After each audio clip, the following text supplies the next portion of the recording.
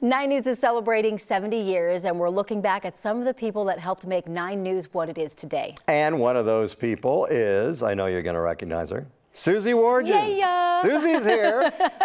Susie was a sports anchor here from 2001 to 2015. Seems like yesterday. It does, doesn't it? Yeah. I know, it's crazy. Well, and I automatically sat in that seat, and then they made me move. I'm just so used to always sitting right The there. sports seat. Yeah, absolutely. Yes, yeah. So now Susie's in the real estate business, but she's also in broadcasting. She does sidelines for KOA during the Broncos So you probably know more about the Broncos than almost anybody. What is going on with the Broncos? You guys have Mike Kliss. Mike is the end-all to end-all as far as the Broncos go. But yeah, I don't know. It's a great question because it's a tough get right now, and I'm really hoping we're back on national TV again on Monday night. So we've showed the nation some not great things so far, right? And that makes our jobs a little bit tougher. It makes their jobs a little bit tougher. So I would like to have some game-winning conversations and interviews after the games. That's for sure. I don't think we expected those conversations to be so tough, right? Like going into it, the hype was like way up here, and it was. Yeah, there's been a lot of disappointment. The injuries. I mean, the fact that we have so many guys on injured reserve right now. We have, the biggest cap value on injured reserve right now. So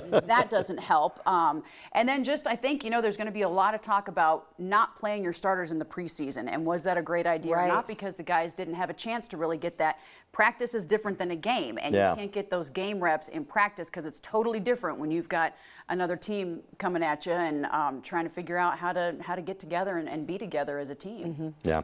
Okay. Well, let's talk about your time at Channel 9. You were here, man, a long time. I know. Started as the prep anchor on the weekends in 2001. That was my first job for 3 years. And then when Drew Soischer, who actually I just was telling you guys, he just texted me a couple weeks ago. He saw me on TV. He's in Arizona now, and texted me. He said, "I just saw you on TV. You're famous." But Drew, I mean, it's just we have a cool family, I think, which is one of the things that's really cool about this whole 70th anniversary celebration is that we all get to see each other a lot still, which is fun. But yeah, started as the prep anchor. Then when Drew moved to nights, I took the morning position in 2004. Yeah. How's it been sleeping in? Yeah, I was going to ask that. Well, it's hard, and you're going to find this out soon, Gary. I can't believe how long you have done this. When you announced your retirement, I'm like, my gosh. I mean, it's just, I felt like a zombie after doing it for 9 years. Yeah, 39. Yeah. Impressive. Yeah, well, aggressive or crazy, one of the two. I don't know which, but I still get up. I get up every day at 5, and people are like, why do you get up so early? I'm like, that's different than 1:30. Yeah. Because we get up really early to be in here at, 3 o'clock.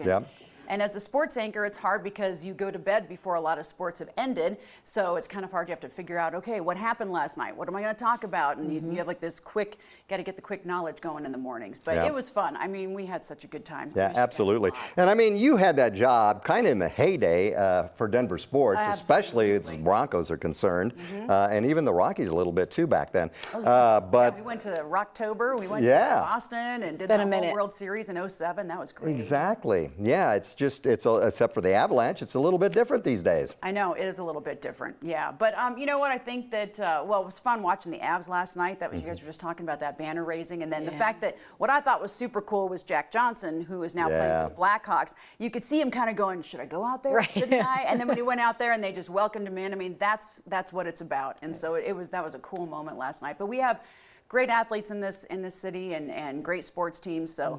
It's fun to cover. I know you don't miss getting up at 2 a.m., but do you miss doing sports?